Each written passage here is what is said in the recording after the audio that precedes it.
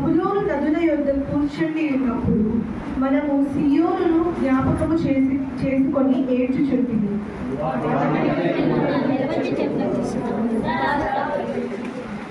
అచ్చట మనలను చెరగున వారు ఒక కీర్తన పాడుడి అని, మనలను బాధించిన వారు సియోను కీర్తనలలో ఒక దానిని మాకు వినిపించుడి అని మన వలన ఉల్లాసం కూడింది. నేడు నిరంతరము ప్రభావైనా ఏకరీతిగా ఉన్నటువంటి మా యేసయ్య నిజమైన పాలనకు స్తోత్రాలు చెల్లించుకుంటున్నాము తండ్రి. అయ్యా నీ మందిరములో ప్రభా నిన్ను ఆరాధించడానికి, నేను స్తుతించడానికి ప్రభా, నేను మహిమపరచడానికి ప్రభా, మాకు ఇచ్చిన ఆధిక్యతకై ప్రభా, నీ పాదాలకై స్తోత్రాలు చెల్లించుకుంటున్నాము తండ్రి. అయ్యా ఈ దినము ప్రభానైనా మేమందరూ ఉల్లసించి సంతోషించే విధముగా ప్రభా, ఆ విధంగా మా జీవితాలు ఉండడానికి సహాయం చేయండి ప్రభా. అయ్యా నీ ఆరాధనలో ప్రభా మేము ఎంతో సంతోషముగా ప్రభా నేను ఆరాధించాము, నేను స్తుతించాము ప్రభా. అయితే ప్రతి ఒక్క మహిమ ఘనత ప్రభా నీకే తండ్రి. దేవుడికి మహిమ కలుగుగాక. ఇప్పుడు వచ్చిన దేవుడి అందరికీ కూడా నా ప్రత్యేకమైన ధన్యవాదాలు తెలియజేస్తున్నాను. అది దేవుని యొక్క మహా ఉచితమైన అనుభవం బట్టి మరి యొక్క విశ్రాంతి దినములు ప్రవేశించడానికి దేవుడు మనకు సహాయం చేశారు. మరి గడిచిన కాలంలో కూడా దేవుడు తన ఇతర శాసన భద్రపరిచి మనందరి జీవితంలో కూడా ఎన్నో మేలు అద్భుతాలు చేసి నిజంగా దేవుడు శాశ్వతమైనటువంటి ప్రేమను ఆయన కనపరుస్తూ మనం ఇటువంటి స్థితిని దేవుడు ఇచ్చినప్పుడు దేవుడు నామాన్ని స్తుతిస్తున్నాం. అందరం ఒకసారి గట్టిగా దేవునికి స్తోత్రం చేద్దాం. హల్లెలూయా, హల్లెలూయా, హల్లెలూయా. మరి పరిశుద్ధ గ్రంథమైనటువంటి బైబిల్ గ్రంథంలో మనం చూసినట్లయితే ఇశ్రాయేలు ప్రజల యొక్క విమోచన గురించినటువంటి మాటలు ఈరోజు ధ్యానం చేసుకుందాం. ఇశ్రాయేలు ప్రజల యొక్క విమోచన గురించి మనం ఆలోచన చేస్తే యెషయా గ్రంథము 27వ అధ్యాయం మొదటి 3 వచనాలలో ఉన్నటువంటి వాక్యాలను గమనిస్తుంటే అక్కడ కొన్ని ముఖ్యమైనటువంటి విషయాలు మనకు చదవండి. ఆ దినమున యెహోవా గట్టిది, గొప్పది, బలమైన తన ఖడ్గము పట్టుకొను, తీవ్ర సర్పమైన మకరమును, వంకర సర్పమైన మకరమును ఆయన దండించును, సముద్రము మీద ఉన్న మకరమును సంహరించును.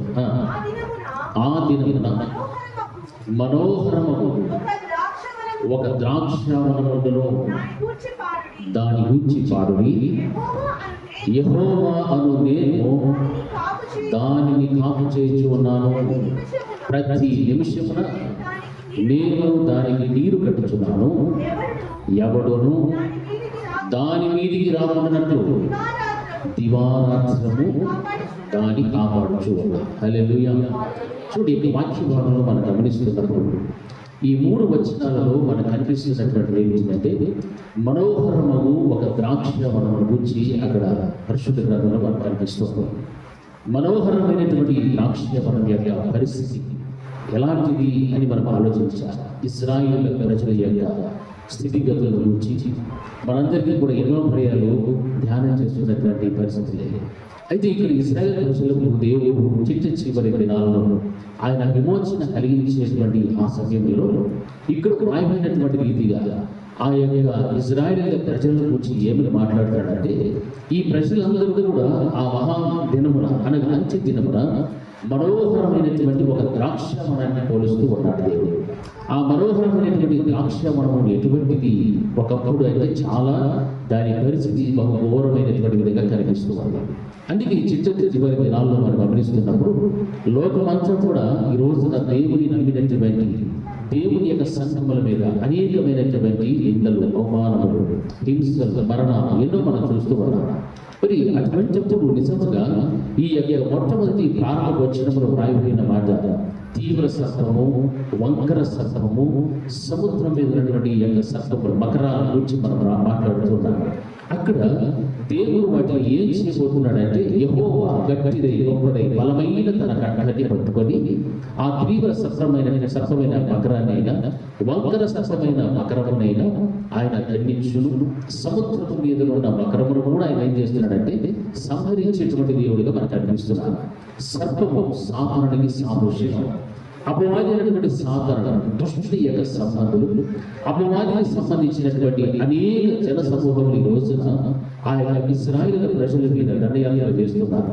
అంతేకాదు కానీ దేవుని నమ్మినటువంటి బిడ్డల మీద కూడా దుష్టుడికి సంబంధించినటువంటి మనుషులు అనేక రీతులుగా వారు దండయాత్ర చేస్తూ అనేక పర్యాయాలు దేవుని నామాన్ని దూషిస్తూ అటువంటి కార్యాలు చేస్తున్నటువంటి విషయాలు మనమందరము కూడా మనం చూస్తూ ఉన్నాం, వింటూ ఉన్నాం. అయితే దేవుని యొక్క వాక్యం సెలవిస్తున్నది ఏమిటంటే, ఆయన చేతిలో ఏమున్నది అంటే గట్టిదైనటువంటి గొప్పదైన బలమైనటువంటి తన ఖడ్గమైనటువంటిది కనిపిస్తూ ఉన్నాడు. ఎందుకు తన ఖడ్గాన్ని చేత కట్టుకున్నాడు? తన ప్రజలైనటువంటి వారందరినీ రక్షించడానికి. ఏ విధమైనటువంటి సర్పం అక్కడ కనిపిస్తుందంటే, తీవ్రమైన మకరమును, వంకర సర్పమైన మకరమును, వీటన్నిటిని కూడా దండించడానికి, సంహరించడానికి దేవుడు తన చేత గట్టిదైనటువంటి గొప్పదైనటువంటి ఖడ్గాన్ని ఆయన చేత పట్టుకున్నట్టుగా కనిపిస్తుంది. అంటే తన ప్రజలను ఏ మాత్రం కూడా విడిచిపెట్టకుండా తన ప్రజలకు ఆయన చేసినటువంటి నిబంధన, ఆయన చేసిన వాగ్దానాలన్నిటిని కూడా నెరవేర్చడం కొరకు దేవుడు ఆయన ప్రజల పట్ల చూపిస్తున్నటువంటి ప్రేమ, ఆయన ప్రజల పట్ల తాను కనపరుస్తున్నటువంటి శ్రద్ధ, ఆయన పెట్టినటువంటి గురి అంత కూడా మనకి ఇక్కడ కనిపిస్తుంది. ఆయన చేత ఖడ్గం పట్టుకున్నాడంటే మనల్ని రక్షించడం కొరకు, మనల్ని కాపాడడం కొరకు, తాను విలువ పెట్టి సంపాదించినటువంటి తన సొంతైనటువంటి సంఘాన్ని కాపాడటానికి.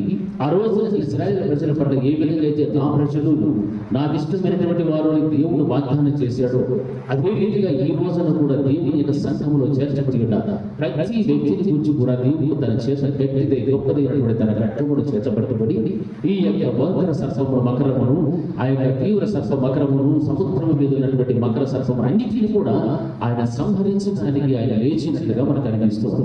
అందుకే ఆ దినమున ఏమవుతుంది అంటే, మనోహరమగు ఒక ద్రాక్షవనమును దాని నుంచి చాడుని అంటున్నాడు. అంటే ఏ శత్రువులైతే, ఏ యొక్క సాతానుకు సంబంధించినటువంటి వారు వాక్యము సెలవిస్తారు. ఈ వర్ణనంతా కూడా మనం గమనిస్తే దేవునికి వ్యతిరేకముగా తిరుగుబాటు చేసేటువంటి దుష్టమైన పాప భూయిష్టమైనటువంటి లోకాన్ని సూచిస్తూ ఉంది. అంటే దుష్టమైన పాప భూయిష్టమైనటువంటి లోకము ఈ రోజున అనేక మందిని శ్రమ పెడుతూ ఇబ్బంది పెడుతూ ఉంది. దేవుని ఎందుకు రానియకుండా అడ్డగించినటువంటి స్థితులు కనిపిస్తున్నాయి.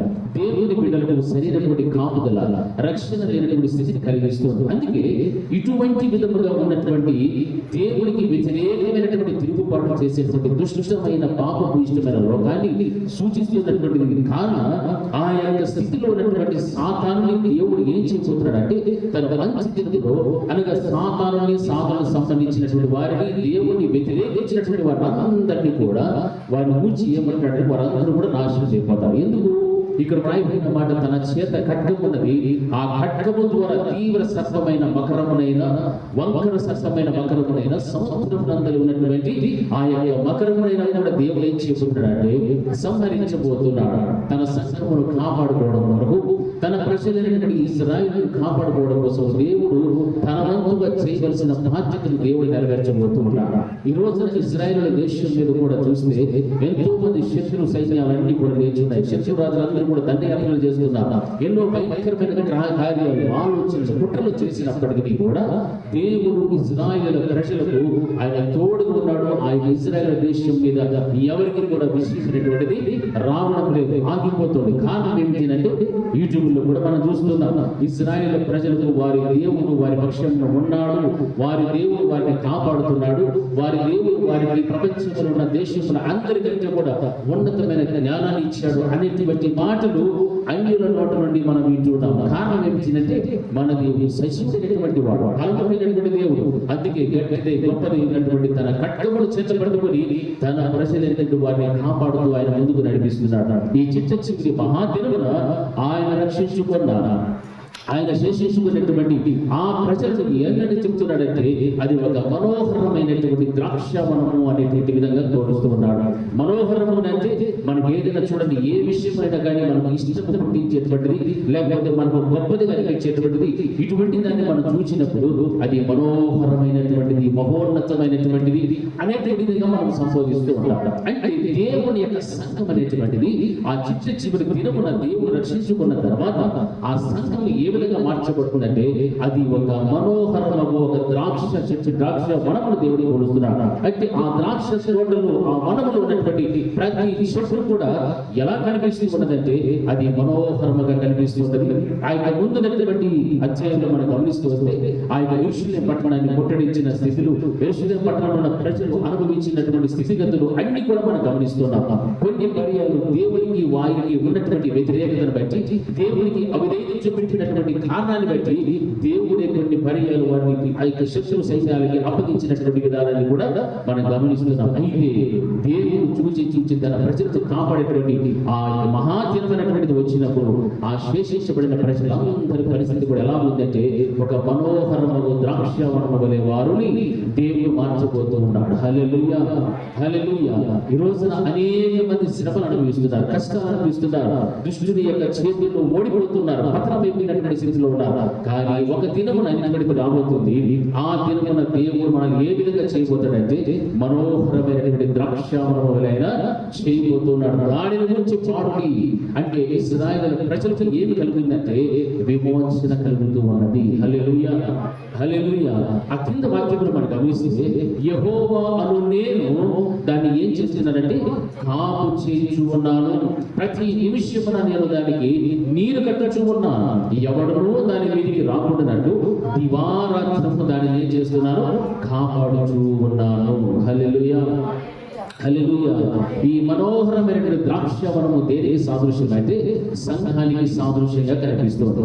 ఈ మనోహరమైనటువంటి ద్రాక్షవనములో నాటబడినటువంటి నిన్ను దేవుడు ఏ రీతిగా కాపాడుతున్నాడంటే వాక్యం సెలవిస్తారు. దానిని యెహోవా అయినటువంటి నేనే దాన్ని ఏం చేస్తున్నాను, కాపు చేయించు. అంటే ఒక వ్యవసాయంలో ఒక పంట వేసిన తర్వాత దాన్ని ఏమంటారు, ఏమి కాపు చేస్తున్నాడు, ఫలానా పంట నేను వేస్తాను, ఫలానా ధాన్యం నేను చల్లాను, ఫలానా అని చెప్తూ ఉంటాడు. అదే సంఘములో అనగా ద్రాక్షవనములో, మనోహరమైనటువంటి ద్రాక్షవనములో నాటబడినటువంటి నిన్ను ఎవరు కాపు చేస్తున్నారంటే పరలోకమందున్నటువంటి తండ్రి. అందుకే యోహాను సువార్తలో మాట రాయబడింది, నేనే నిజమైన ద్రాక్షవల్లిని, నా తండ్రి ఏమై ఉన్నాడో వ్యవసాయకుడై ఉన్నాడు. నా తండ్రి వ్యవసాయకుడు, ఆయన కాపు చేసేటువంటి వాడు, దున్నేటువంటి వాడు, ఉన్న చెట్లన్నింటినీ కూడా తీసివేసి పారేసేటువంటి వాడు, పనికి రాని తీగలన్నింటినీ కూడా ఆయన తీసి దూరంగా పారవేసి అగ్నిలో కాల్చివేసేటువంటి దేవుడై ఉన్నాడు. అటువంటి వ్యవసాయకుడైనటువంటి దేవుడి గురించి వచ్చిన వాయువైన మాటలు ఏమిటంటే ఆయన అంటున్నాడు, నేనే దానిని ఏం చేస్తున్నానంటే కాపు చేసి ఉన్నాను. ఆయనే మనల్ని కాపాడుతున్నాడు, మనం కాపు చేసి ఉన్నాడు. అంటే ఆ కింద వచ్చిన ఆ భాగంలో ఏమిటంటే ప్రతి నిమిషం కూడా నేను దానికి ఏం కడుతున్నాను, నీరు కట్టుచూ ఉన్నా. హల్లెలూయా, గట్టి చెప్పాలి, హల్లెలూయా. ప్రతి నిమిషం కూడా ఆ వనానికి అనగా ద్రాక్ష వనమునకు ఏం కడుతున్నాడు దేవుడు, నీరు కట్టుచూ ఉన్నాడు. అంటే ఆ వనమైన ఒక చెట్టు అయినా బ్రతకాలి అని అంటే దానికి కాపుదల అవసరం. రెండవది ఏం కావాలి, నీరు కావాలి. అందుకే దేవుడు అంటున్నాడు ప్రతి నిమిషం, అంటే ఒక్క నిమిషము కూడా మనల్ని విడిచిపెట్టకుండా ఆ సంఘం అనేటువంటిది మనోహరమైనటువంటి ద్రాక్షవనానికి సాదృశ్యమైన ఈ సంఘం పట్ల దేవుడు తన యొక్క వాత్సల్యత చొప్పున, దేవుని యొక్క శాశ్వతమైన ప్రేమ ఉంది, ఆయన ప్రతి నిమిషం కూడా దానికి ఏం చేస్తున్నాడంటే నీరు కట్టుచూ ఉన్నట్టుగా మన వాక్యంలో గమనిస్తున్నాం. హల్లెలూయా. నీరు దేనికి సాదృశ్యమో దేవుని యొక్క వాక్యములకు సాదృశ్యంగా ఉన్నది. నా ప్రియమైనటువంటి దేవుని బిడ్డలారా, సంఘములో నాటబడినటువంటి ప్రతి విశ్వాసికి ఏది అవసరమనంటే వాక్యం అవసరము. హల్లెలూయా. వాక్యం అవసరం. వాక్యము లేకపోతే అనగా దేవుడు నీతో మాట్లాడకపోతే నీవు ఏమై ఉన్నావో, ఏ స్థితిలో ఉన్నావో, ఎక్కడ పడిపోయావో, ఎక్కడ జారిపోయావో నీకైనా నాకైనా తెలియదు. అందుకే మనకి ఏది అవసరమనంటే దేవుడి యొక్క వాక్యం అన్న నీరు ఎప్పుడైతే అది కట్టి ఫలించేటువంటి స్థితిలోకి వస్తుందో అప్పుడే ఆ యొక్క చెట్టులో కానీ ఆ యొక్క వృక్షంలో కానీ ఆ ద్రాక్ష తోటలో ఉన్న మనోహరమైన మనమంతప్పుడు ఎలా ఉంటుందంటే చూడటానికి రమ్యముగా మనోహరముగా కనిపిస్తూ ఉంటారు. ఎన్నో చెట్లు, ఎన్నో ద్రాక్ష తోటలు ఉన్నాయి. అవి ఏ స్థితిలో ఉన్నాయో మనకు తెలుసు. తెలుసు. అయితే దేవుని వాక్యం సెలవించలేదుగా ఆయన కాపు చేసేటువంటి ద్రాక్ష మనం ఎలా ఉంటుందంటే దానికి ప్రతి నిమిషములు కూడా ఆయన ఏం చేస్తున్నాడు, నీరు కట్టుచున్నాను, ఎవడనో దాని వీరికి రాకుండానట్టు దివారాత్రము నేను దానిని కాపాడుచూ ఉన్నాను. హల్లెలూయా, హల్లెలూయా. దివారాత్రం దేవుడు దాన్ని ఏం చేస్తున్నాడు, కాపాడుచున్నాడు. నా ప్రియమైనటువంటి దేవుడు చెప్పాడా, ఈ ద్రాక్షవనం అనేటువంటి సంఘం అయితే ఆ సంఘానికి ఏం ఇస్తున్నాడు దేవుడు, వాక్యాన్ని చెప్తున్నాడు. ఆ వాక్యమును ఇస్తూ మరలా సంఘాన్ని ఏం చేస్తున్నాడు దేవుడు, కాపాడుతున్నాడు. ఎందుకు ఇవన్నీ కార్యం చేస్తాడంటే ఆయన సంఘమును ఏం చేస్తున్నాడు, కాపు చేయించు ఉన్నాడు. హల్లెలూయా. అంటే ఆయన సంఘమునకు ఏమై ఉన్నాడు, వ్యవసాయకుడుగా కనిపిస్తున్నాడు, సంఘమునకు శిరస్సుగా కనిపిస్తున్నాడు, ఒక బండలా కనిపిస్తున్నాడు. ఇవన్నీ కూడా యేసుక్రీస్తు ప్రభువు వారిని గురించి మనం ఆలోచిస్తున్నప్పుడు సంఘమును ఏ విధంగా కాపాడాలో, ఏ విధంగా కాపు చేయాలో, ప్రతి నిమిషము దానికి ఏది అవసరమో ఆ యొక్క కాపు చేస్తున్నటువంటి ఆ యొక్క వ్యవసాయానికి తప్ప మరి ఎవరికి కూడా తెలియదు. ఎవరికి కూడా తెలియదు. ఎందుకంటే ఆయన కాపు కాస్తున్నటువంటి ఆ తోట ఏమై ఉన్నదంటే మనోహరమైనటువంటి ద్రాక్షవనమును వాక్యం బోధిస్తున్నారు. మనోహరమైనటువంటి ద్రాక్షవనం. ఈ రోజున మన పరిస్థితి మనం ఆలోచన చేయాలి. మనోహరమైనటువంటి ద్రాక్షవనం అన్న సంఘములో చెక్కబడిన నీవు, లేదా నాటబడినటువంటి నీవు ఈ రోజున దేవుడు నిన్ను చూసినప్పుడు, ప్రతి నిమిషము నీరు గడుపుతున్నప్పుడు ఆ నీటిని నీవు ఆస్వాదిస్తున్నావా?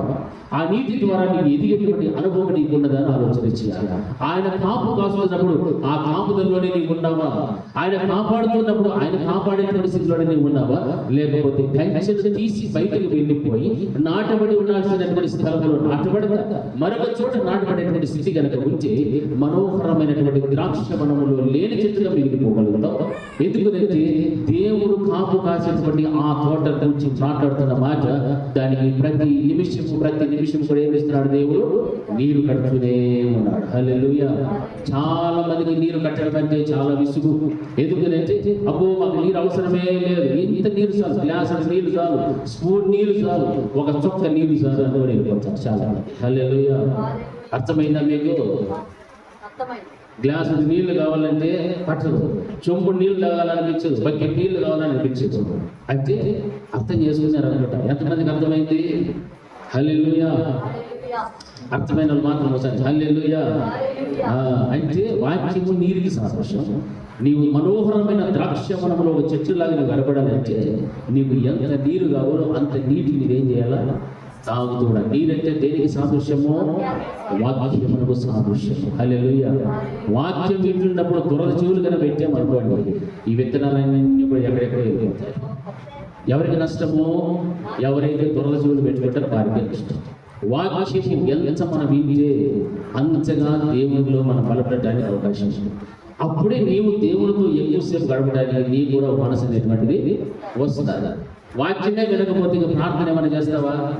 చెయ్యి. ఉపవాసం పెట్టావా? ఉండవు. మందిరానికి వస్తావా? రావు. ఏం కారణం అంటే దేవుని యొక్క మాటల పట్ల నీకేముంది? నిర్లక్ష్యం. ఆ నిర్లక్ష్యం బట్టి దేవుడితో గడపాల్సినటువంటి ఆ యొక్క సమయం అంతా కూడా ఏమవుతుందంటే వ్యక్తం చేస్తూ ఉంటాం. అందుకే వాక్యం చేస్తుంది. మనోహరము ఒక ద్రాక్షవనములో ఈ రోజున మన సంఘములో ఉన్న ప్రతి విశ్వాసి కూడా ఏమని పిలవడాలి తెలుసా? మనోహరము ద్రాక్షవనము అని పిలవడాలి. హల్లెలూయా. అంటే మన పాత జీవితాన్ని ఒకసారి జ్ఞాపకం తెచ్చుకుంటే ఏ పరిస్థితుల్లో ఉంచేమో, ఎన్ని పర్యాలు దేవునికి వ్యతిరేకంగా నడుస్తామో, ఎన్ని పర్యాలు దేవుని పైన నసిగామో, ఎన్ని పర్యాలు కొనిగామో, ఎన్ని పర్యాలు ఎండలు వేసామో, దేవుడినే ఎన్నోసారి చెప్పుకొని ఉంటాం. వాటన్నింటిలో కూడా దేవుడు మళ్ళీ ఏం చేస్తున్నాడు? విమోచన కలుగు చేస్తున్నాడు. హల్లెలూయా. విమోచన కలుగు చేసేటువంటి దేవుడు. అందుకే నచ్చిన మాట, దాన్ని నేను కాపు చేసేటువంటి వాడును, ప్రతి నిమిషమును కూడా నేను దానికి ఏం పెడుతున్నాను?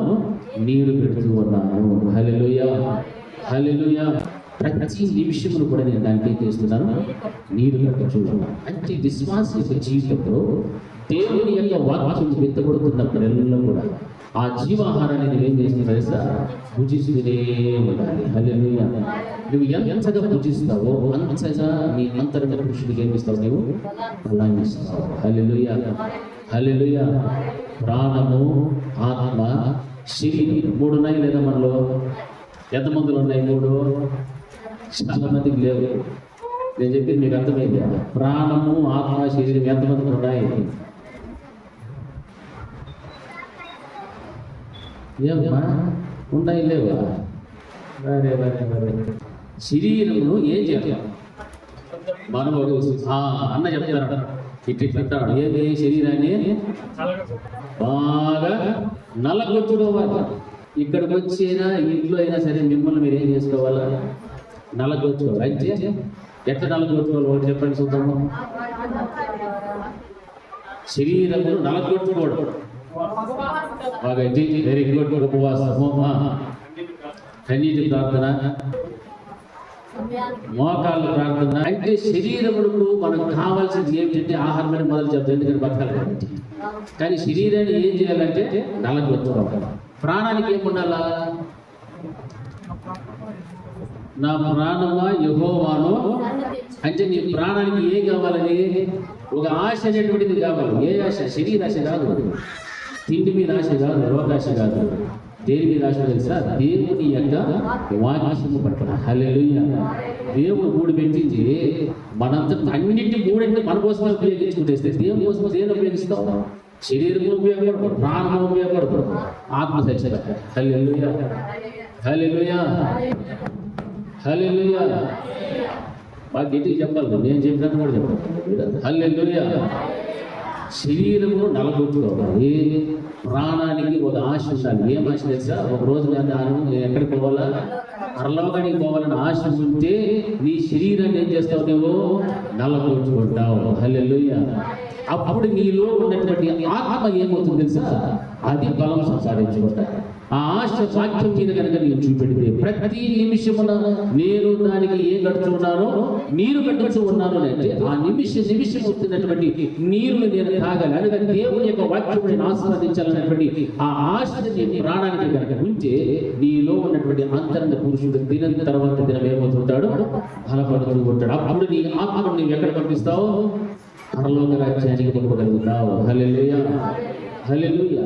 పరలోక రాజ్యానికి నీ ఆత్మ వెళ్ళాలంటే నీ శరీరం నలగొట్టబడాలి, నీ ప్రాణానికి ఒక ఆశ ఉండాలి. ఆ ఆశ ఏది మీద ఉండాలంటే దేవుని యొక్క వాక్యం పట్ల, దేవుడితో సహవాసం పట్ల, ప్రార్థన పట్ల, ఉపవాసం పట్ల, వీటి మీద నీ ఆశ ఉంటే అప్పుడు చక్కగా దేవుని యొక్క వాక్యము నిమిషము కూడా దానికి నీరు కట్టుకున్నప్పుడు ఆ నీరు అన్నటువంటి దేవుని వాక్యాన్ని ఎంతగా ఆస్వాదిస్తావో అంతగా క్వశ్చన్ ఏం చేసుకుంటాం?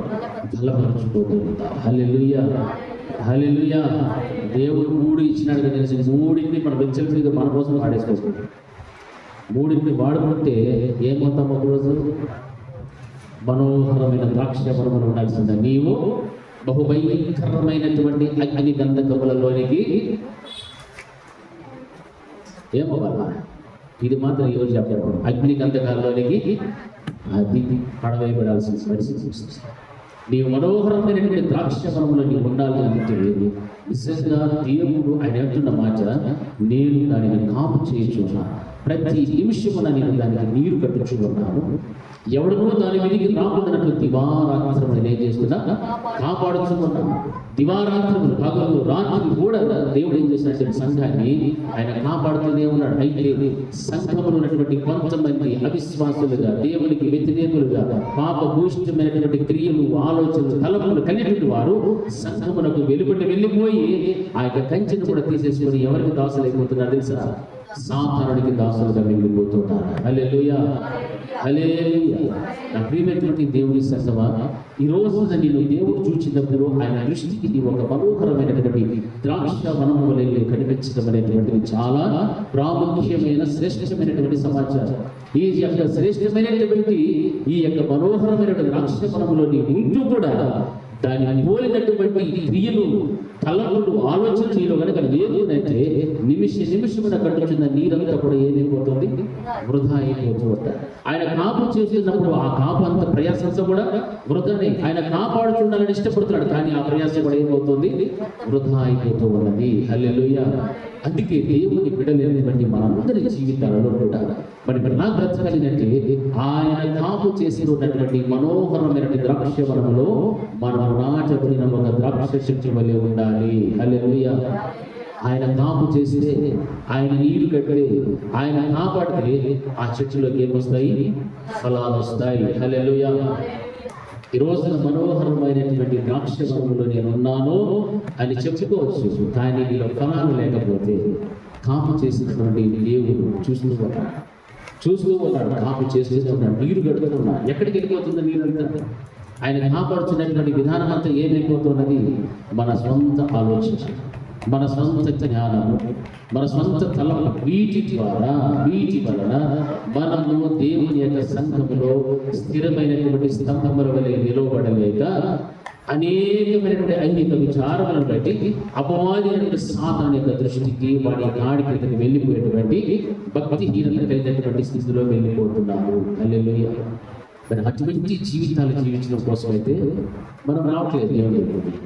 ఈరోజు దేవుడి మందిరానికి వచ్చి ఉన్నాము అంటే ఏదో కొంత భక్తిని సంపాదించుకుని వెళ్ళాలి, ఎంతో కొంత ప్రార్థన జీవితాన్ని సంపాదించుకుని వెళ్ళాలి, ఎంతో కొంత విశ్వాసాన్ని బలపరచుకోవాలి, ఎంతో కొంత నీలో ఉన్నటువంటి అంతరంగ కృషిని ఏం చేసుకోవాలి? బలపరుచుకొని ఇక్కడ నుండి వెళ్ళాలి. నీలో ఏమైనా బలహీనతలు ఉంటే, పాపం ఉంటే, శాపం ఉంటే వాటిని కూడా ఎడవలు పెట్టాలా? ఎడవలిపెట్టే దేవుని యొక్క పాదాల చేత వాటిని విడిచిపెడితేనే అప్పుడు దేవుడు చెప్పే మాటలన్నీ కూడా నీలో వెళ్తాయి. ఆ మాటలు వెళితే అప్పుడు నీవు ద్రాక్ష తోటలో నాటబడినటువంటి చెట్టు నీ ఉంచి నీలో ఫలభరితమైన జీవితం అనేటువంటి అభివృద్ధిని చూస్తావు. ఫలాలు అనేటువంటి నీలో కనిపించడం ప్రారంభమవుతాయి. ఆ విధముగా దేవుని యొక్క సంఘములో నాటబడినటువంటి చెట్టు వల్ల నీవు ఉండాలి. హల్లెలూయా. అందుకే యెహెజ్కేలు గ్రంథంలో 37వ అధ్యాయం 28వ వచనంలో ఒక మాట రాయబడింది, చదవండి. యెహెజ్కేలు గ్రంథము 37:28వ వచనం.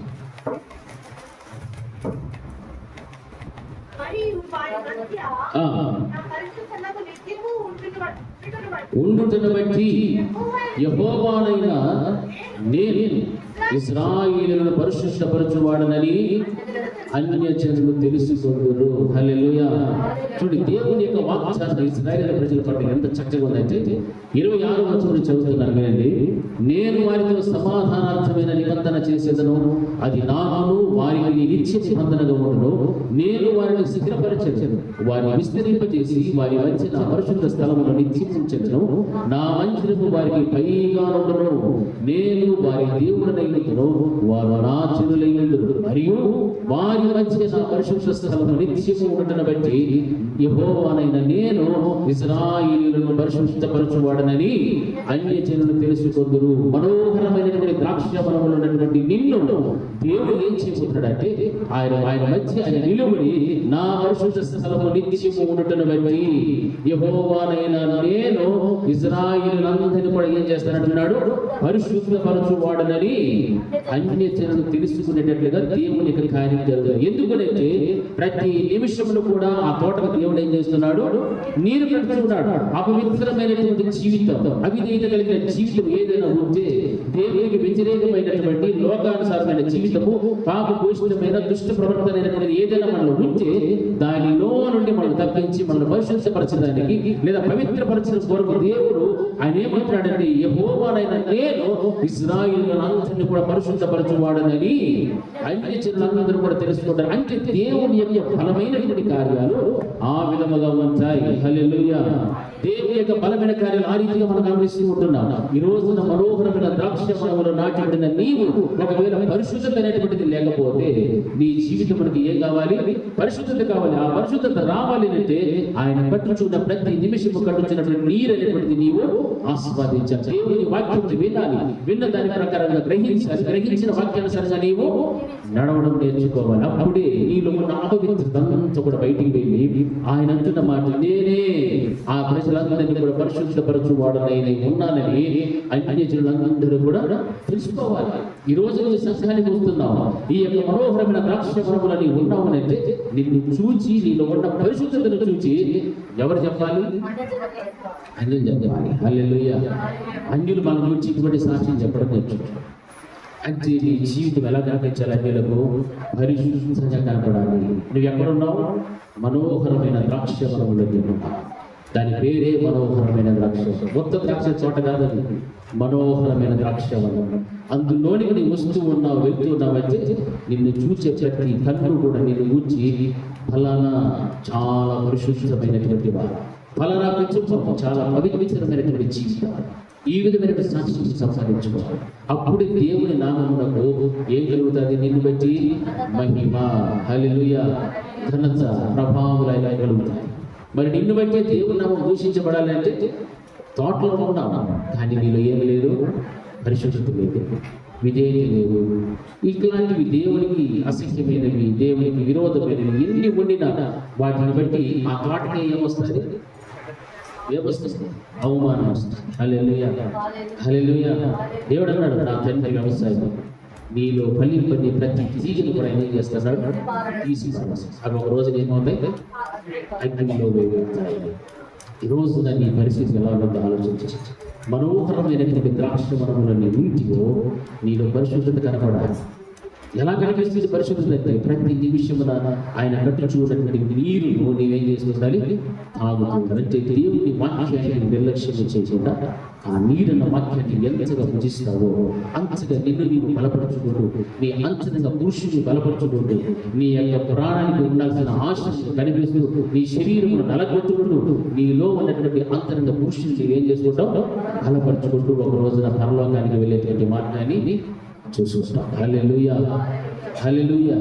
నా ప్రియమైనటువంటి దేవుని బిడ్డ, ఆ రీతిగా దేవుని యొక్క తోటలో ఉన్నటువంటి నీవు బ్రతకటం నేర్చుకోవాలి.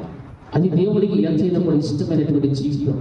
అందుకే వాక్యం సెలవిస్తుంది, యెహోవానైన నేనే ఇశ్రాయేలును పరిశుద్ధపరచువాడని అన్యజనులందరూ కూడా తెలుసుకుంటారు. యెషయా గ్రంథం 58వ అధ్యాయంలో చూసినట్లయితే అక్కడ వాక్యం కనిపిస్తుంది. యెషయా గ్రంథము 58వ అధ్యాయం 11వ వచనం, ఆ తర్వాత 13, 14 వచనం చదివితే,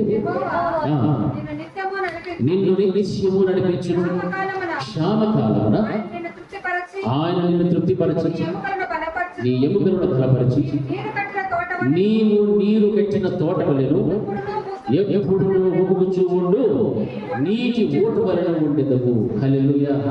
చూసారా, ఆయన ఎటువంటి వాడు? మన పక్షమున నిత్యము కూడా మనల్ని ఏం చేసేటువంటి వాడు? నడిపించినటువంటి దేవుడు. క్షామకాలమున ఆయన నిన్ను తృప్తిపరచును. హల్లెలూయా. క్షామకాలం అనేటువంటి కరువులు వచ్చినప్పుడు ఏ స్థితిలో ఉన్నప్పటికీ కూడా ఆయన నిన్ను విడనాడకుండా, ఎడబాయకుండా నిన్ను నిత్యము నడిపించినటువంటి దేవుడు. క్షామకాలమున నిన్ను తృప్తిపరచి నీ ఎముకలను బలపరచును, నీవు నీరు కట్టిన తోట వలెను ఎప్పుడు ఊగుచుండు నీటి ఓట వలెను ఉండెదవు. హల్లెలూయా. ఎప్పుడు అన్నదానికి అర్థం ఏమిచ్చాడంటే ఇక్కడ పరిశుద్ధ గ్రంథంలో మోసము చేయని అనగా మనం ఎన్నో ప్రయత్నిస్తూ ఉంటాం. ఆ యొక్క తోటకు రావాల్సినటువంటి నీరు కావాల్సిన సమయంలో అందకపోవడం, అంటే ఉన్నటువంటి నీటి బావులైనా నదులైనా ఎండిపోయేటువంటి పరిస్థితి, అటువంటి మోసకరమైనటువంటి పరిస్థితి కూడా ఎదురుపోకుండా వాక్యం సెలవిస్తుంది ఏమిటంటే, నీవు నీరు కట్టిన తోట వలన ఎప్పుడు ఒడ్డుకుచ్చు ఉండు నీటి ఊట వలన నీవు ఉంటావు. కారణం ఏమిటంటే నిన్ను ఎవరు నడిపిస్తున్నారు? దేవుడు నడిపిస్తున్నారు. తండ్రి యెహోవా చెప్తున్న మాట, నేను నిన్ను నడిపిస్తా, క్షామకాలంలో నేను నిన్నేం చేస్తాను? తృప్తి పరచను. ఆయన తృప్తి పరిచేటువంటి దేవుడు, మనం నడిపించేటువంటి దేవుడు. ఎందుకంటే నువ్వు ఎక్కడున్నావు? మనోహరమైనటువంటి ద్రాక్షవనంలో నీవు ఉన్నావు.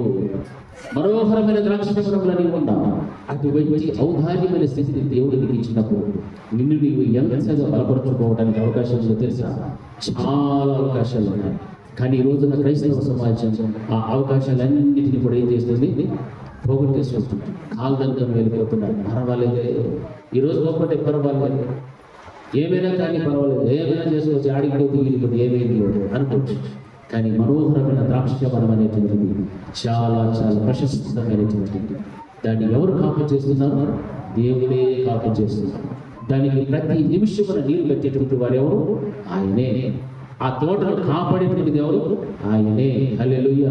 అన్నీ కూడా ఆయన చేస్తూ ఉన్నప్పుడు ఇక్కడ ఈ వ్యక్తిగత జీవితంలో ఏమవ్వాలి అంటే నిన్ను నువ్వు బలపరచుకోవడమే, నిన్ను నువ్వు ఆత్మీయంగా ఔన్నతమైన స్థితిని సంపాదించుకోవడమే. దీనిని నువ్వు గ్రహిస్తూ ఉండాలి. సంఘంలో ఏదో ఒక గొడ్డు చెట్టులాగా మిగిలిపోకూడదు. ఫలభరితమైనటువంటి ఆత్మ ఫలాలు కలిగినటువంటి వ్యక్తిత్వం నీలో కనిపించాలి.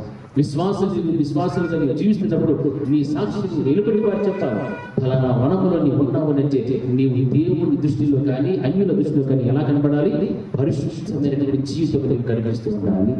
హల్లెలూయా. ఆ జీవితమే నీకు అవసరం, అది దేవునికి సంతోషం. హల్లెలూయా.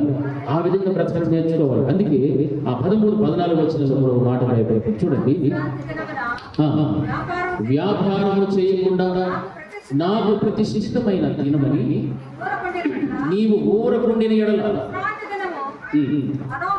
విశ్రాంతి దినము మనోహరమైనదని యెహోవాకు ప్రతిష్ఠిత దినమనియు ఘనమైనదని అనుకుని దాని ఘనముగా ఆచరించిన ఎడల నీకు ఇష్టమైన పనులు చేయు, వ్యాపారం చేయు, లోక వార్తలు చెప్పుకొనగలిగి ఉండిన ఎడల నీవు యెహోవా యందు ఆనందించెదవు.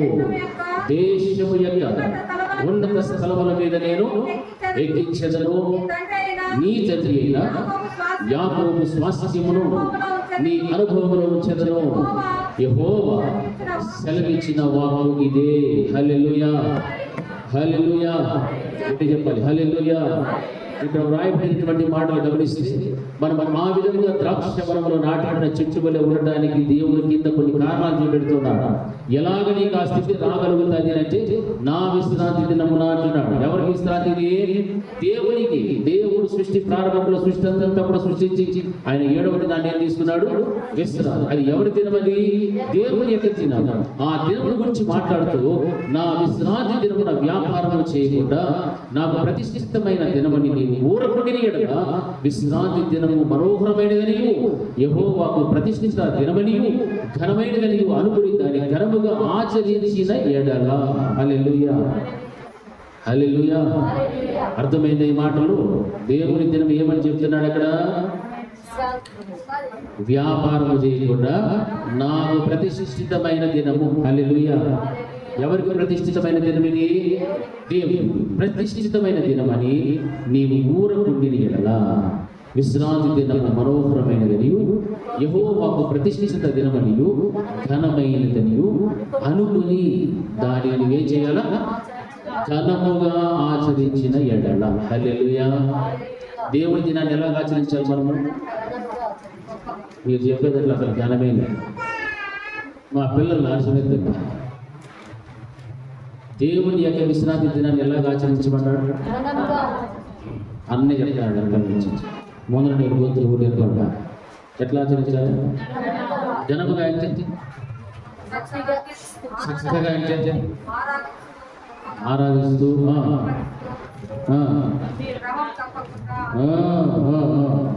చెప్పు అట్లా చెప్పు. అసలైన పాయింట్ వెనకాల వస్తా ఉంటాడు. ఫస్ట్ కావాల్సి వస్తుంది. దేవుని యొక్క దినాన్ని ఘనంగా ఎంచాలి అంటే ఎట్లా ఎంచాలా? కొద్ది నాకు కావాల్సింది అది నాకు కావాల్సింది. హల్లెలూయా. ఎప్పుడు రావాలి మనము? అందుకు చెప్పలే ఎప్పుడు రావాలా? అనారోగ్యం ఉండేలో నేను పక్కన పెట్టేస్తాను. ఏమనుకోతాను? హల్లెలూయా. చెప్పండి. సమయానికి నువ్వు వస్తే ఎవరిని కనపరిచినమ్మా? సమయానికి రాకపోతే దేవుడు ఏం చేసినట్లు అంటే దేవుడు అంటే లెక్కే లేదు అంటారు. అవునా? అవునా కాక? వాక్యం చదివిస్తుంది. విశ్రాంతి దినము మనోహరమైనదనియు యెహోవాకు ప్రతిష్ఠిత దినమనియు ఘనమైనదనియు అనుకుని దానిని ఘనముగా ఆచరించిన ఎడల. ఎట్లా ఆచరించమని చెప్పాడు ఇక్కడ స్పష్టంగా చెప్తున్నారు కదా. ఆ విధముగా విశ్రాంతి దినాన్ని మనం ఏం చేయాలా? ఆచరించాలి. మనం ఎప్పుడు పోయినా దేవుడు ఇవ్వట్లేదు, మనం ఏం చేసినా దేవుడు మనకి ఏ శిక్ష విధించడం లేదు అని అనుకుంటున్నారా? ఖచ్చితంగా దానికి తగిన లెక్క మీరు గొప్ప చెప్పవలసిన వారే. హల్లెలూయా, హల్లెలూయా. బాగా చెప్పండి, స్తుతించండి. ఇప్పుడన్నా స్తుతించండి, సమయం వచ్చింది. హల్లెలూయా. ఏదో అట్లా పిట్లు కొట్టేటన్నా ఉంటుంది నా బాధ. ఆడో మార్పు వేసి పాస్ చేశాడు మారేస్తారు. దేవుని ఘనంగా ఎంచాలి. దేవుని విశ్రాంతి దినాన్ని ఘనముగా, అది ప్రతిష్ఠిత దినమని, అది విశ్రాంతి దినమని దేవుడు చెప్పినటువంటి రీతిగా అది మనోహరమైనదని, యెహోవాకు ప్రతిష్ఠిత దినమని, ఘనమైనదని అనుకుని దాన్ని నీవేం చేయాలంటే ఘనముగా ఆచరించాలి. ఇది నేను చెప్తున్న మాటలు కాదు, దేవుని యొక్క వాక్యము చెప్పుచున్న మాట. దాన్ని ఆచరిస్తే నీకు ఇష్టమైన పనులు చేయకూడదు. హల్లెలూయా. ఇది బాగా ఆలోచించాలి. మనం అందరం కూడా ఆ ఘనమైన మనోహరమైన యెహోవాకు ప్రతిష్ఠించిన దినమున నీకు ఇష్టమైన పనులు చేయక, అంటే మనకి ఇష్టమైన పనులు అంటే ఆ రోజు మనకు ఎవరు వచ్చేసారు, బంధువులు వస్తారు, ఆ రోజు మటన్కి వెళ్తాం, ఆ రోజు చేపల చెరువులోకి వెళ్తాం, లేకపోతే ఆ రోజు ఏదో వెళ్తాం, ఏదో బాకరా ఏదో వెళ్తాం, లేకపోతే ఇంకోటి అంటారు, ఏదో అంటారు. నీకు ఇష్టమైనటువంటి పనులు చేయు, వ్యాపారము చేయు, లోక వార్తలు చెప్పుకొనకయు ఉండిన ఎడల. హల్లెలూయా. నేను చెప్తున్న మాటలు ఇవి బైబిల్లో రాసి వచ్చాయి. ఇవన్నీ ఏమి కూడా మనము చెయ్యనే. ఎప్పుడు అంటే మిగిలిన రోజు చేసుకోమని లేదా అది. హల్లెలూయా. అంటే లోక వార్తలు వేసింది పెట్టు నా స్వామి అనేసి వేసుకున్నారు కదా. మళ్ళీ అర్థమైందా? హల్లెలూయా. ఒక రోజు గడిచి ఎప్పుడెప్పుడు అయిపోతుంది అన్నట్టు ఎత్తు టక్క టక్క టక్కని పోయేసి దిగి వచ్చిన తర్వాత వాళ్ళ పనులు వాళ్ళు చేస్తారు. చూసినారా? అట్లా ఉండకూడదు.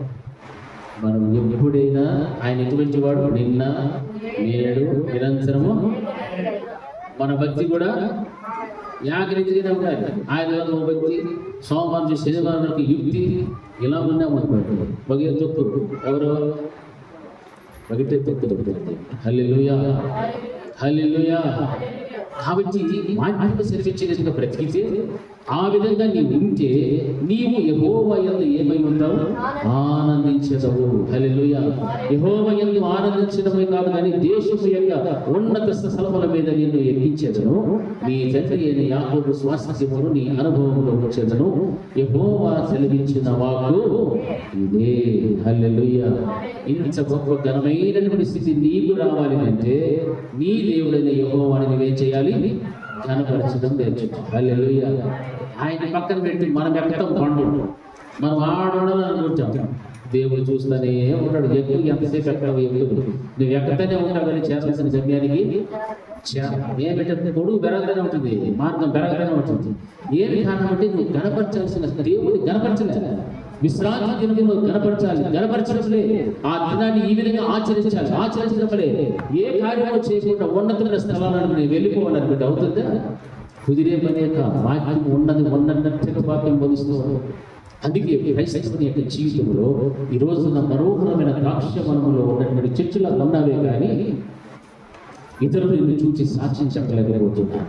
వీరు ఫలానా పరిశుద్ధమైనటువంటి కుటుంబము, పరిశుద్ధమైన సంఘం అనేటువంటి సాక్ష్యము అన్యులు ఎదురు సంపాదించుకోవాలని వాక్యం చదివిస్తే ఈ రోజున క్రైస్తవ సమాజ పరిస్థితి ఎలా ఉన్నది? దానికి భిన్నంగా కనిపిస్తుంది. భిన్నమైనటువంటి వ్యక్తిత్వం, మనస్సులు, హృదయ తలంపులు, ఆలోచన అన్ని భిన్నమైన వ్యక్తి. అందుకే దేవుని యొక్క నామము మీ వలననే అన్యుల మధ్య అవమానం, దూషణ, ఇవన్నీ ఎవరు కారణం అంటే విశ్వాసం కారణము. ఆయన ప్రతి నిమిషం కూడా దానికి ఏం కడుతున్నాడు? నీరు కడుతున్నాడు. కానీ దాన్ని ఏం చేయడం లేదు. ప్రతి నిమిషం ఆయన కాపుదల చేస్తున్నాడు, కాపాడుతున్నాడు. ఆ కాపుదలలో నుంచి బయటకు వెళ్ళిపోతున్నాడు. అందుకే సాతాను చేసిన బందీలుగా వెళ్ళిపోతున్నాడు. ఎంత కష్టపడినా, ఎంత శ్రమపడినా, ఎన్ని ప్రార్థనలు, ఎన్ని ఉపవాసాలు, ఏదో నాట్యవస్థ చేసుకొచ్చింది తప్ప దేవుని యొక్క వాక్యాన్ని కనుక కట్టుబడి లేకపోతే, వాక్యములో ఉన్నటువంటి విశ్రాంతి దినాన్ని ఈ రీతిగా నీవు ఆచరించకపోతే దేవుడు ఇటువంటి దీవెనలు, ఆశీర్వాదాలు నువ్వు సంపాదించుకోలేని దేవుడు వాక్యం ఖచ్చితంగా చెప్తాడు. అందుకే ఇటువంటి ద్రాక్ష తోట మనవాడు కనిపిస్తుంది. చూడండి, అదే యెషయా గ్రంథంలో 5వ అధ్యాయంలో 5వ వచనం నుండి 7వ వచనం వరకు ఉన్న వచనాలు ఒకసారి చదవండి. ఆలోచించుడి, నేను నా ద్రాక్ష తోటలో చేయబో కార్యములు మీకు తెలియజెప్పేదను. నేను అది వేసి వేయబడినట్లు దాని కంచెను కొట్టివేసేదను. అది తొక్కబడినట్లు దాని గోడ పడగొట్టి దాన్ని పాడు చేసేది. అది శుద్ధి చేయబడదు, పారతో త్రవ్వబడదు. దానిలో దక్షపుత్రులను, బలురక్కసి చెట్టును, బలిసింగుడును దాని మీద వర్షింపవలదని మేఘములకు ఆజ్ఞించెను. ఇశ్రాయేలు వంశము సైన్యములకు అధిపతి యెహోవా ద్రాక్ష తోట, యూదా మనుష్యులు ఆయన విశిష్టమైన మనము. ఆయన న్యాయము కావాలని చూడగా బలత్కారము కనబడెను, నీతి కావాలని చూడగా రోదనము వినబడెను. హల్లెలూయా. హల్లెలూయా. ఎత్తి చేద్దాం. హల్లెలూయా. ఈ వాక్యం చదివిస్తున్న దేవుడు ఆ ద్రాక్ష తోటను ఏం చేయాలని చేశాడు. దాన్ని బాగా త్రవ్వాడు, రాళ్ళను ఏరాడు, పనికిరాని తీగలన్నీ తీసివేశాడు, శ్రేష్టమైన తీగలన్నిటిని నాటించాడు, దాని మధ్య బుర్జులు కట్టించాడు, తొట్టిని తొలగించాడు. ఆ యొక్క ద్రాక్ష పండ్లు ఫలించాలని ఎంతో చక్కని వ్యవసాయం అక్కడ చేసినప్పటికీ కూడా ఇంకా అది ఫలించకుండా ఏమైపోయేదంటే అది ఫలించాల్సిన మంచి ద్రాక్షల కంటే కారు ద్రాక్షలు ఫలించినట్టుగా కనిపిస్తుంది. హల్లెలూయా.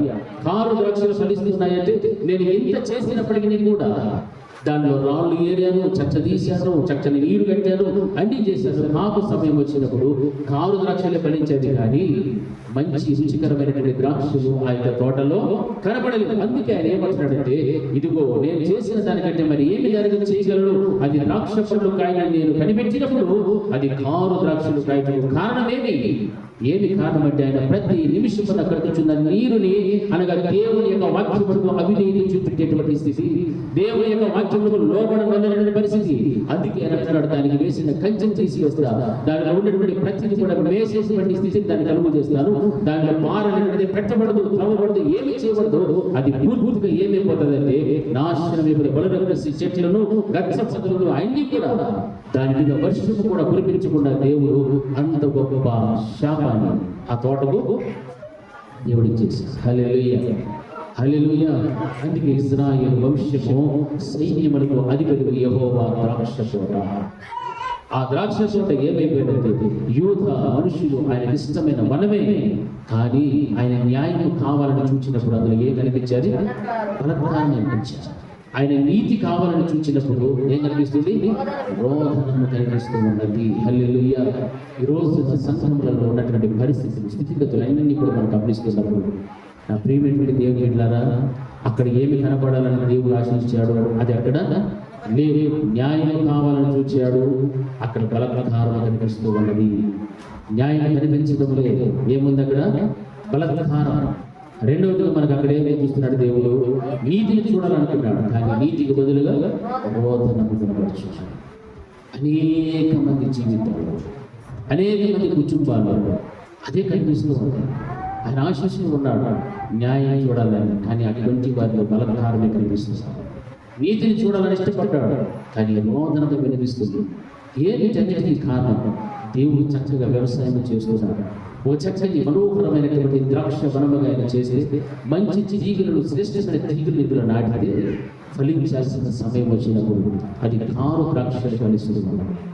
కారు ద్రాక్షలు ఫలించాలి అనేటువంటి దానికి ఏదైనా కారణం ఉంది అంటే మనుషులలో ఉన్నటువంటి వాక్యపు విరుద్ధమైన జీవితము, పాప భూషితమైన జీవితమును విసర్జించక, దేవునితో సహవాసము లేదు, దేవునికి దురస్తులుగా ఉండి ఆయన నియమించినటువంటి విశ్రాంతి దినమును అది ప్రతిష్ఠిత దినమని ఎంచక, దాన్ని గర్వగా ఎంచక వారు ఆ దినమున వారి సొంత వ్యాపారములు చేసుకుంటూ లోక వార్తలు చెప్పుకుంటూ వారి సమయాన్ని అంతా కూడా కాలయాగా చేస్తున్నారు. కాబట్టి ఆ మనోహరమైన ద్రాక్ష వనములో ఉన్నామన్న పేరు తప్ప మంచి ద్రాక్షలు పండించేటువంటి స్థితి వారిలో లేదు. హల్లెలూయా, హల్లెలూయా.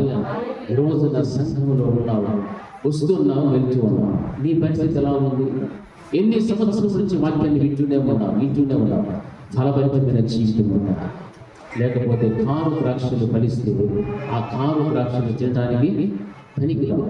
దేవుడు ఆగలిగని చూసినప్పుడు అంజూరపు చెట్లు ఏమి లేవు, ఫలాలు లేవు. ఏమున్నాయి? ఆకులు తప్ప ఫలాలు. దాన్ని ఏం చేశాడు? దేవుడు శపించాడు. వెంటనే దాన్ని వేరే మధ్యనే పెట్టబడేది గొడ్డలి నరకబడ్డ, అగ్నిలో వేయబడ్డాడు, పూర్తిగా మార్చబడిపోయాడు, గాలి వచ్చాడు, ఎటు లేవు. హల్లెలూయా. విశ్వాసంతో జీవితంలో కూడా మన యొక్క ఆత్మను పరలోక రాజ్యాన్ని పంపాలంటే శరీరం నలగొట్టుకుంటుంది. నీ ప్రాణానికి ఒక ఆశ. ప్రతి నిమిషము నీరు కట్టుచూ ఉన్నాడే దేవుడు. ప్రతి నిమిషం, ప్రతి దినం, ప్రతి విశ్రాంతి దినం ఇంకను ఆయా స్థలంలో నీరు కట్టబడుతూనే ఉన్నది. ఆ కట్టబడుతున్నటువంటి నీరన్న వాక్యము నేను ఎంత మాత్రం వింటున్నా, ఎంత మటుకు దాన్ని గ్రహిస్తూ ఉన్నాను, దాన్ని అనుసరించి ఎంత మటుకు నేను జీవిస్తున్నాను అని నీవు ఎప్పుడైతే పరిశోధించుకుంటావో అప్పుడే నీ జీవితం అనేటువంటిది ఎలా ఉంటుంది? దేవుని ఇష్టం అయితే మనోహరముగా కనిపిస్తుంది. హల్లెలూయా.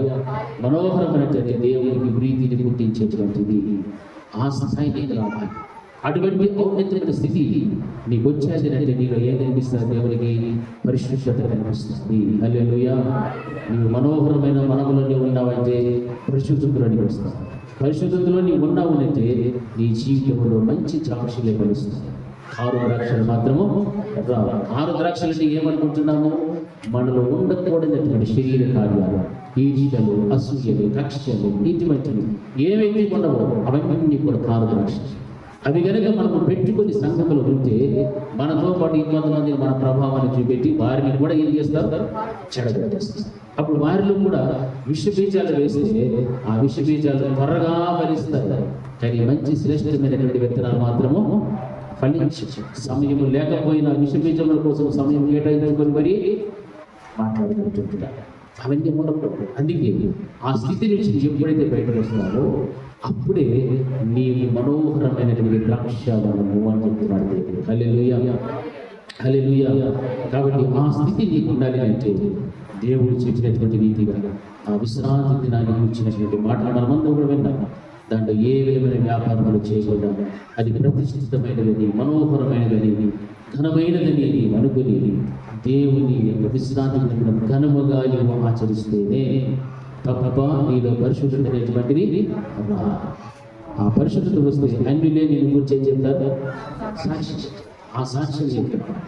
అది సంపాదించు. విశ్వాసంగా వస్తున్నావు, కుటుంబంగా నీవు వస్తున్నావు, వెళ్తున్నావు, ప్రయోజనం ఏమైనా ఉన్నదని ఒకసారి ప్రశ్న చేస్తావు. ఈరోజు మనం అందరం వచ్చాము, చాలా మంది రాలేదు. వచ్చినటువంటి మీరు ఇంటికి వెళ్ళి ప్రశ్న చేసుకోవాలి. ఈరోజు నేను దేవుడి మందిరానికి వెళ్ళా, నేనేం చేశాను? దేవుడి మందిరంలో స్తుతించినానా? స్తుతిస్తే దేవుడు సంతోషించాడు. నేను దేవుడిని వాక్యాన్ని విన్నా, ఆ విన్నటువంటి దానిలో ఏవైనా నాలో తప్పులు ఉంటే నన్ను దేవుడైనా మాట్లాడాడా ఆలోచించి, ఒకవేళ మాట్లాడుకుంటే దాన్ని ఏం చేసుకోవాలి? సరి చేసి ప్రయత్నించి పశ్చాత్తాపం దేవుడు ఇచ్చిన సమయాన్ని పోగొట్టుకోవాలి. ఎందుకంటే బయట ప్రపంచంలో చూస్తున్న పరిస్థితులన్నీ బహు భయంకరంగా ఉన్నాయి. ఆ పరిస్థితుల ప్రభావం సంఘం మీద పడితే ఆ సంఘములో మనోహరమైనటువంటి మనములో ఉన్న నీవు ఆయన కాపుదలలో కాపాడబడుకోవాలి. హల్లెలూయా. ఆయన కాపు చేసేటటువంటి మనములోనే నేను ఉండాలి. పొరపాటు నువ్వు బయటికి వెళితే అపవాదిన సాధన నేను ఆవరిస్తాను. వాడు బంధిస్తా, వానికి అనుకూలంగా మార్చేస్తుంటాడు. అటువంటి దైనీయమైన స్థితిలోకి మాత్రం నీవు వెళ్ళవు.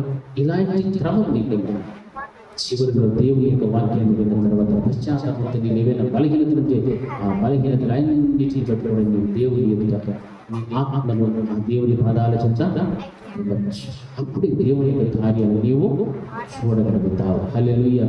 అందుకే వాక్యాన్ని సంరక్షించగా ఆ దినమున మనోహరము ద్రాక్షవనము ఆ ద్రాక్షవనములు నాటబడిన చెట్టుని వైద్య మంచి ఫలభరితమైన జీవితాన్ని దేవునికి నీవు సమర్పించుకుంటావు. కృప దేవుడు మనందరికీ గురించినట్టుగా ప్రార్థన చేస్తున్నాం. అందరూ కూడా మోకాలు దేవుని యొక్క సన్నిధానంలో విన్న ప్రతి మాట కూడా చాలా చాలా విలువైనటువంటి ప్రతి నిమిషం ఆయన దేవుడు నీరు కట్టి నువ్వు పోషిస్తూ ఉన్నాడు, కాపాడుతూ ఉన్నాడు. ఆయన కాపు చేస్తూ ఉన్నాడు. ఆ కాపు చేసేటటువంటి ద్రాక్ష వనములో ఇంటిలో నిజముగా నీవు ధన్యురాలు. ఒకవేళ ఆ స్థితిని తప్పించుకుంటూ ఒక రోజున ఆయన చేసిన దాన్ని అంతటిని కూడా చూచి ఇది 6 ద్రాక్షలు ఫలించాయి అని దేవుడు ఆ తోటనే విసర్జించి దానికి చేయాల్సినటువంటి గతిని ఏం చేయాలో దేవుడు అలా చేసేస్తాడు. అటువంటి భయంకరమైన స్థితిలోకి నీవు వెళ్ళకుండా దేవుని యొక్క వాక్యాన్ని వింటున్నావు. ఆ వాక్యములకు నీవు కట్టుబడి జీవించు. అప్పుడే నిన్ను దేవుడు కనికరించగలుగుతాడు. మనోహరమైనటువంటి స్థితి అనేటువంటిది చాలా ఉన్నతమైనటువంటిది. ఆ ఉన్నతమైనటువంటి సంఘములో ఉన్న నీవు దేవునికి ఇష్టరాలుగా బ్రతకడం నేర్చుకో. అన్యులు నిన్ను చూచి పరిశుద్ధతను ధరించుకున్నటువంటి సంఘము, పరిశుద్ధతను ధరించుకున్నటువంటి విశ్వాసాన్ని సాక్ష్యం చెప్పాలి. అన్యులు నిన్ను గురించి చెప్పగలిగినటువంటి పరిస్థితిని తెచ్చుకో. ఈ సాక్ష్యం సరిగా ఉంటే ఆ సాక్ష్యాన్ని బట్టి దేవుడిని సంతోషపెట్టగలుగుతాను. మనోహరమైన ద్రాక్ష వనములో నేనున్నానా, లేకపోతే ఉంచు కూడా దేవునికి భిన్నమైనటువంటి పాప భూయిష్టమైనటువంటి జీవితం నాలో ఉన్నదా అని నిన్ను నీవు పరిశీలన చేసుకో. ఒక్కసారి దేవుని వైపు చూసి మన 2 చేతులను చాపి దేవుని సన్నిధిలో ప్రార్థన చేశాడు. దేవుడు తప్పనిసరిగా మన మీద కనికరించి పెట్టగలుగుతాడు. హల్లెలూయా. అందరము కూడా మన రెండు చేతులు ఎత్తి దేవునికి ప్రార్థన చేద్దాం. ఇది పశ్చాత్తాపపడేటువంటి సమయం. దేవుడు నీకు ఇచ్చిన ఈ యొక్క మంచి అవకాశాన్ని సద్వినియోగం చేసుకో. ఎందుకంటే విశ్రాంతి దినమైనటువంటి చాలా శ్రేష్టమైనటువంటి దినం, దేవుని కొరకు ప్రతిష్ఠించబడినటువంటి దినము. ఆ దినము మనోహరమైనదని వాక్యం సెలవిస్తుంది. దానిని నీవు ఘనముగా ఇచ్చినటువంటి స్థితి నీలో ఉంటే నిజంగానే నీవు ఎంతో ధన్యురాలవు, ధన్యుడు. హల్లెలూయా. యేసయ్యా స్తోత్రం తండ్రి, తండ్రి నీకు స్తోత్రం. ప్రతి బిడ్డను కూడా మీరు చూస్తున్నటువంటి దేవుడు, కన్నీరు కాస్తున్న బిడ్డలు మీరు చూస్తున్న దేవుడు కూడా ప్రతి బిడ్డ మీద, కుటుంబం మీద కనికిరాన్ని చూపెట్టాడు. మనోహరమైనటువంటి ద్రాక్ష మనము నాటబడిన ప్రతి బిడ్డ కూడా చూస్తూ ప్రభా పరిశుద్ధంగానే కనిపించాలి. రోదనము వినపడకూడదు తండ్రి, బలత్కారం కనిపించకూడదు ప్రభా. ఆ స్థితి ఎవరిలోనైనా ఉంటే వాటిలో నుంచి బిడ్డలు తప్పించి బలత్కారం నుంచి పరిపూర్ణమైన విడుదల దయచేసి ప్రభా. రోదనము కలిగిన స్థితిలో బయటకి నడిపించి నీతిగా బ్రతకడానికి కృప చూపెట్టాడు. నీతిగా జీవించడానికి సహాయం చేయమని ప్రార్థిస్తున్నాను.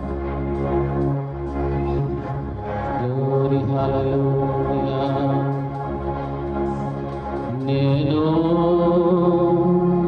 నా ఇంటి వారు యెహోవాను సేవించేదా.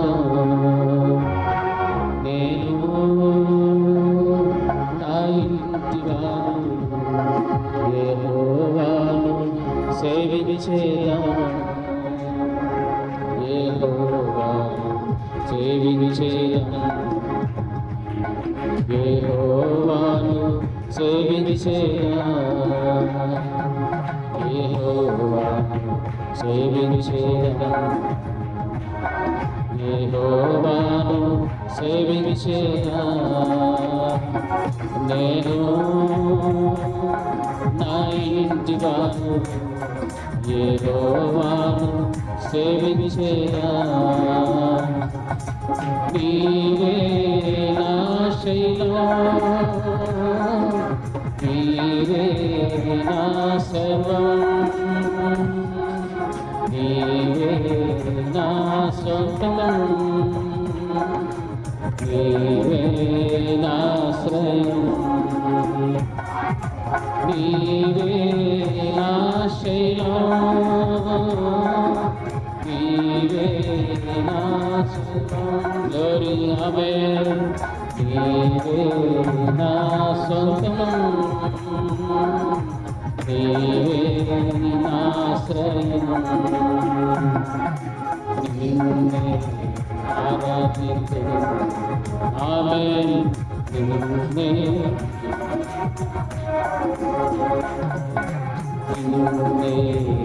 ఆరాధించెదను. నిన్నే సేవించును. నేను నా ఇంటి వారు యెహోవాను సేవించేదా. నేను నా ఇంటి వారు యెహోవాను సేవించేదా. యెహోవాను సేవించేదా. glory, amen, amen. యెహోవాను సేవించేదా. యెహోవాను సేవించేదా. బహుళమైన మంచి మీ ఔన్నత్యమైన కృపను బట్టి నీకు స్తోత్రములు నాయన. మనోహరమైన ద్రాక్ష వనం ఒకటి కనబడుచున్నదని చెప్తున్నాను. ఆ దినమున గట్టిదే గొప్పదైన ఖడ్గములు మీరు చేత పట్టుకొని అపవాదిని సాతానుని ఎదిరించి ప్రభా శేషించబడినటువంటి నీ సంఘాన్ని మీరు కాపాడే దేవుడు యెహోవానైనా నేనే దాన్ని కాపు చేస్తున్నానని చెప్పాడు. నేను దానికి ప్రతి నిమిషమున నీరు కట్టేటువంటి వాడు, దాన్ని కాపాడినటువంటి వాడు నేనే. ఇదే యెహోవా వాక్కుని చెప్పాడు. ఈ రోజున ప్రభా నీకు వ్యతిరేకంగా పాపభూషితమైన లోకానికి సాదృశ్యమైన వ్యతిరేకమైన జీవితాలు జీవిస్తున్నటువంటి బిడ్డలందరినీ కూడా మీ చేతులుగా పరిస్థితున్నాను. మీ సంఘమునకు అవినీతి చుట్టుతున్న వారి గురించి మీరు మాట్లాడారు. సంఘములో నాటబడినటువంటి బిడ్డల గురించి మీరు మాట్లాడారు ప్రభా. మాలో పరిశుద్ధత కనపడాలి, దేవా నీతి కనపడాలి తండ్రి. అటువంటి ఔన్నత్యమైన స్థితిని సంపాదించుకోవడానికి కూర్చోబెట్టండి. అప్పుడే మనోహరమైనటువంటి ద్రాక్షవనములో నాటబడినటువంటి చెట్ల వలె ఉంటాం. అందులో వచ్చేటువంటి ఫలాలు మంచి ఫలాలుగా ఉండాలి. కారు ద్రాక్షలు కాయకూడదు ప్రభా. అటువంటి స్థితిలో ఎవరైనా ఉంటే దయచేసి అందరినీ కూడా మీరు కనికరించారు, కృప చూపెట్టండి. మీ కాపుదలలో మీ కాపులో ఉంటూ ప్రభా మీరు కలిసినటువంటి నీటిని ఆస్వాదిస్తూ తమ శరీరములను నలగొట్టుకుంటూ ఆశ కలిగిన ప్రాణాలను మిమ్మల్ని స్తుతించి మహిమపరిచి మీతో సహవాసం చేస్తూ మీకు లోబడేటువంటి ఆశలైన ప్రాణాలు మీరు తద్వారా అంతరంగ పురుషుని బలపరచుకుంటూ ప్రభా మీ రాజ్యంలో ప్రవేశించినటువంటి గొప్ప ఔన్నత్యమైన ఔదార్యమైన స్థితిని బిడ్డలందరూ కూడా సంసారించుకున్న గొప్ప చూపెట్టబడి ప్రార్థించిన ప్రతి బిడ్డ కార్చిన కన్నీటిని మీరు చూచారు. బిడ్డలందరినీ కూడా ప్రభా మీరు కనికరించారు. సహాయం చేయండి, మీ వాత్సల్యత చూపెట్టు. యేసు నామములో ప్రార్థిస్తున్నాము తండ్రి, ఆమేన్. నా ప్రాణమా యెహోవాను స్తుతించు, నా అంతరంగమున సమస్తమైన పరిశుద్ధ నామమును స్తుతించు. నా ప్రాణమా యెహోవాను స్తుతించు, ఆయన చేసిన ఉపకారములను దేనిని మరొకము. మన తండ్రి అయిన దేవుని ప్రేమ, కుమారుడైన యేసుక్రీస్తు యొక్క కృప, పరిశుద్ధాత్మ యొక్క అన్యోన్య సహవాసం ఇప్పుడు ఎల్లప్పుడూ నిత్యం నిరంతరం సదాకాలం ఆయన కృప సమాధానం మనకు మన కుటుంబములకు మరి విశేషంగా చిన్న బిడ్డలందరికీ తోడు నడిపించును గాక. ఆమేన్.